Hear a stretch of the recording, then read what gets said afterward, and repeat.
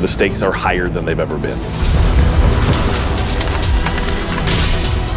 Have we been built to defend the Traveler? Have we been built to defend humanity? The Witness is going to bring all of that to the test.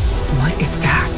How would we react if we were facing extinction? And how are we going to stand together to overcome this? You know what must be done. We were created for this moment, to deal with this conflict, to solve for this enemy. What the hell happens when evil finally arrives and confronts the Traveler?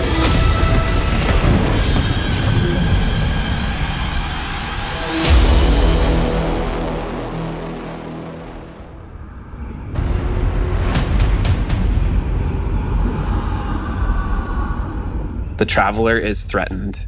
The Witness is here. Callus's forces are here as well. The Pyramid fleet is here. Big shit is going down. Lightfall should feel like you have stepped into the middle of an active war. One of the values that we really wanted to push was making sure that you felt like the tip of the spear. You were the one who was initiating the action. You were the one who was taking control. You were the one who was attacking things. What this tone gave us the chance to do was to really surface the friendship, the camaraderie, the connections that we have to each other. Kaido, we'll need your troops. If the end of the universe is coming, what do we have left other than each other? Keep the enemy away from the Traveler at all cost. There's a pretty big, serious threat that is happening to the solar system, so we really wanted to bring that gravity and that weight into the story. In a major way, what we're doing right now is we're both setting up the finale for the Light and Darkness saga. We're pulling the Witness into the frame for the first time. The big question has been, what does it want with the Traveler? What will happen when it finds it? And in Lightfall, it does find it. I feel like the Witness is so drastically different from any other antagonist that we've had in Destiny in the past. You know, a lot of our Destiny antagonists are like kind of over the top and theatrical in their own way. And then we have the Witness, who's just so reserved. It's all about control with the Witness. The Witness is here to finish what the collapse started. Now, there's Callus, always been power hungry, in it for himself. He's now signed on as one of the Witness's disciples. We're seeing Callus go through a transformation and emerge as something new. My semblance matches my inner beauty. The odds are stacked against you. The Witness has arrived. We've got Callus. Everything's under attack. How do we deal with this? And then you find this thread. We knew we wanted to do another darkness power in Destiny. Are we gonna do what everyone thinks we're gonna do? Are we gonna make like poison? No. We're gonna do something that you'd only find in Destiny. We're gonna go talk about this thing called Strand, and it's the web of life. What does it mean to have a cosmic web that's connecting everything around you? How do you actually make that like an ability? How do you make that like a power? It's something that doesn't actually exist. You can't just point to fire, electricity, or ice. Coming up with the idea of the strings, the strands lighting up the world, I think that was when everything kind of started to come together. Strand is unlike any of the powers that we've gotten before. We didn't get it from the Traveler, we didn't get it from the Pyramids. It is a power that we find is unlocked within us as Guardians. When you pull on that thread and you start manipulating that web, you can do some really powerful things. We have some exciting player class fantasies coming up with Strand that we're introducing. So we have the Hunter Threadrunner, which is going to introduce this threaded spike. The Hunter Super Silk Strike, it's this kind of rope dart. You're constantly moving, constantly attacking. It feels fluid. It has an amazing style to it. It's just something we've never seen in Destiny before. And then there's the Titan Berserker, and the name is pretty fitting. The Titan Super is Blade Fury, where you weave these giant blades onto your hands. You have a melee attack that you can kind of combo indefinitely, and then you have your heavy attack, which sends out these suspending waves. And then there's the Warlock Broodweaver, the mastermind of the minions that we call the Threadlings. The Warlock, Broodweaver, super is Needle Storm. You create 3 sources of power, and then those then get launched out, and then those fly through the air. When they hit an enemy, they'll explode. When they hit the ground, they will then charge up and then turn into threadlings.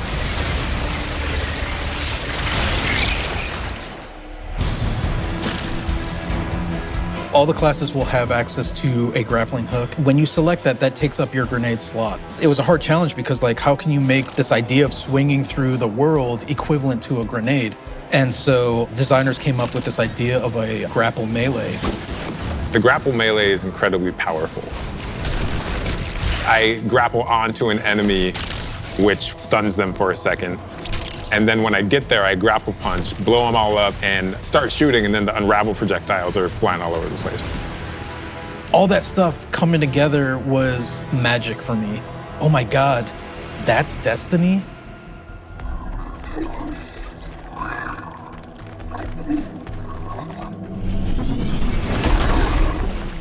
Neomuna has existed for hundreds of years. It branched off from Earth during our collapse and shut off any communication. So they've been secretly existing on Neptune for a very long time and keeping themselves safe.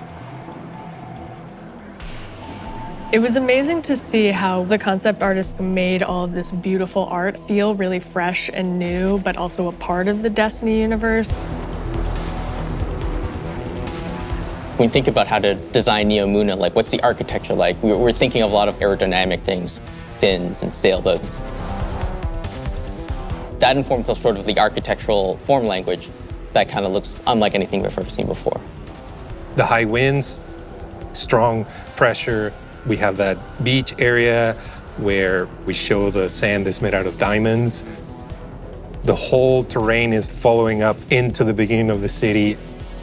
The color, the graphic design, the vibrancy, and yeah, there's some mysteries in there. The cool thing about Neomuna is that it's like this big neon-soaked city, but it has quite a spectrum of different environments. I think my favorite absolutely is the Thrillodrome. It is an arcade lost sector, and I think we can relate to spending our days in a sticky arcade playing games with our buddies. I'm also so excited for people to see the puka pond with all of the pukas that have been like such a mystery since Beyond Light. And then on the other side of the city is Callus's ship. The Typhon Imperator has landed square in Ahimsa Park. You see that the city is indeed kind of in shambles in parts. There's smoke, there's explosions in the air, and I just go back to the teamwork of everybody getting into a room and thinking like, what can we do to make this feel high octane, very explosive, and familiar?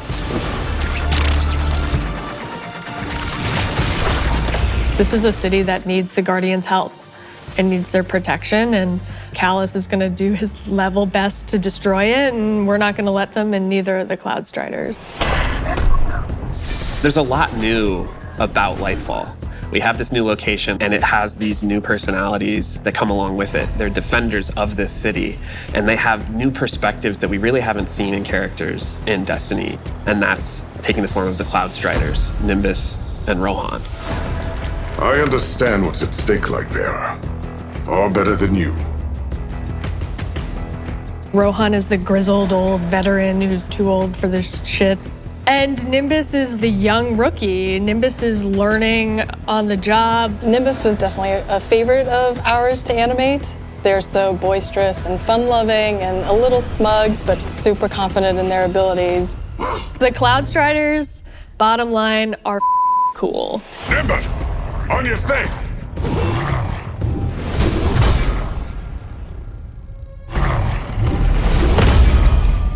We want the Tormentors to be the most scary unit that you've ever fought in the Destiny universe. Holy crap, this combatant is very powerful. It means business. It's incredibly intimidating. This thing wields a massive scythe, has command over all this void energy. The Tormentor can like grab you, and that's something we'd never really done before with the boss. Throws out the scythe, has the player in its hands. And in those moments for Dark Harvest, we actually do things with audio to make it feel even more intimate, where we duck out all the background sound. So you really have this intimate moment with this terrifying creature grabbing you.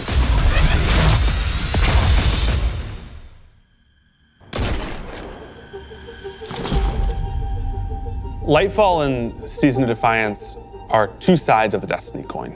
And so on the Lightfall side, we have crazy neon cities going on an adventure far away, sort of bombastic action fantasy. On the Season of Defiance side of the coin, it's a story that's much more closer to home. Season of Defiance is about the ground war on Earth. Callus's forces are invading, and we're defending Earth. We're freeing prisoners. Go now. We're trying to protect the last city, but much more directly and under much more threat than we have seen in a long time. You're working with Petra, you're working with Devram, you're working with all these people that you know that are close to home and that are battling for the real thing you're trying to save.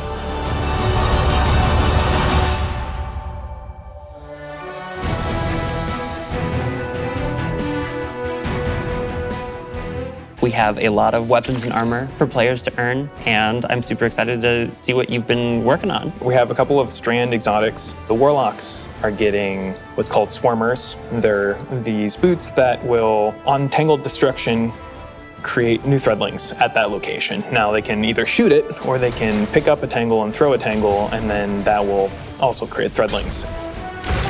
The Hunters are getting this helmet that will help them grapple through the air. As you grapple, you gain this new ability called Woven Mail, and it's reducing the incoming damage except for headshots.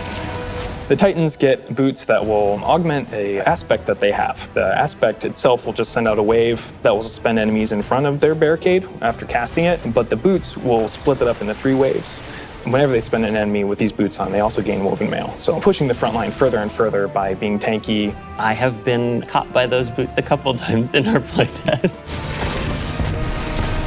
We have this incredibly cool heavy metal machine gun that fires according to its own rhythm, where it gets alternate effects every 4th bullet, and then every 16th bullet, it gets even more added to it.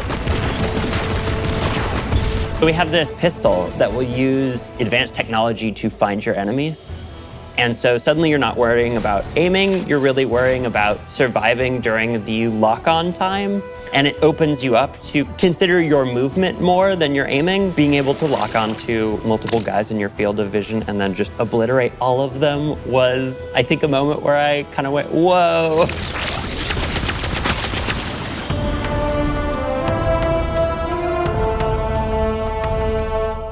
We're introducing a ton of new features that are designed to make sure that the player experiences are as good as they can be. I think one of the things we're most excited about are loadouts and what we're calling build crafting 2.0, which is the system of both, hey, let's make it more understandable to how you make a build, and then let's allow you to save that build and quickly swap between them. When we started the process of figuring out how we are going to improve build crafting, one of the things that we knew we needed to do was make it easier to go from, I have never done any build crafting, to I'm really engaged in this system. When we engaged with the UI team and we said, we need to improve this experience, they came back with, well, what if we did a build management screen and let you see your whole build on one screen? It's all in one place. You can see it, you can read it, you can learn. And that coupled with our Guardian ranks that's gonna come in and basically be our first ever companion to every single player. Guardian ranks is our answer to what should I be doing in Destiny if I want to get better? You have this track that tells you what you should be doing. We're really excited for players to start diving into that system along with accommodations, a way to finally say thank you to players that you've been playing with. We think all of this stuff is coming together to bring this more cohesive relationship between our players. When we think about the future of Destiny, we think there's so much more to discover. We're just on the coast right now. We want to get into the heart of this continent. We are walking to our 10-year anniversary of Destiny, and Destiny being such a core part of our players' lives. We just want to keep building Destiny. We've been talking about this antagonist to the Traveler for so long. In Lightfall, we get to spend time with the Witness in a way that we haven't yet. We're paying off storylines that have been coming together and been building for years. More questions will certainly arise. We have this finale with the final shape that's coming right after Lightfall, where we're closing down the Light and Darkness saga. But Destiny is far from over. This universe is about more than the conflict between the Traveler and the Pyramids, and we want to show you new ways to explore it. We want to show you new things to discover in the universe because we think that Destiny has a lot to offer, and Lightfall is the catalyst for that. It's high stakes, thrilling action, all at the same time pushing the Destiny story to places it's never been before.